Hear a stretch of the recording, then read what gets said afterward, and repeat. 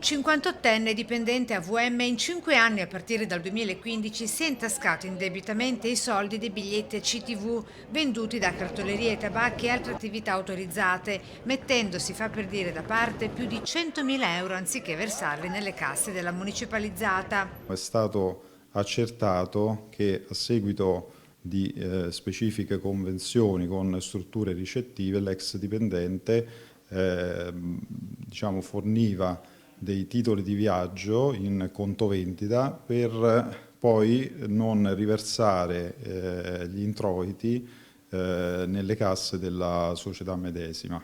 Il dipendente infedele smascherato è stato licenziato nel 2020 ed ora dovrà rispondere del reato di peculato. Nell'ambito della stessa inchiesta indagata per ricettazione a una seconda persona, il complice ha intascato più di 40.000 euro per aver favorito nell'attività illecita l'oramai ex cassiere CTV.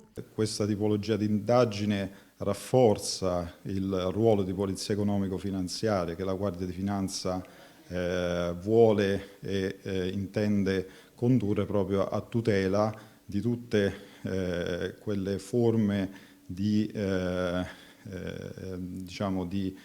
tutela erariale.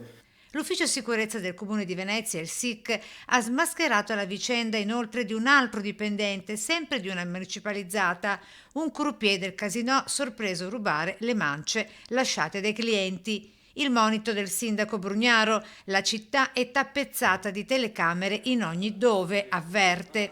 In questa è una città in cui sconsiglio di rubare perché li prendiamo. E lo dico anche per chi lascia i sacchetti per la strada e non c'è gente da fuori. E allora uno deve procurarsi la chiavetta perché qualcuno vuole fare il furbo, non ha la chiavetta e butta tanti i sacchetti per terra. Guardate, vi becchiamo perché abbiamo messo le telecamere, vi dico abbiamo macchine, civetta, mettiamo le telecamere, non pensate solo a quelle fisse.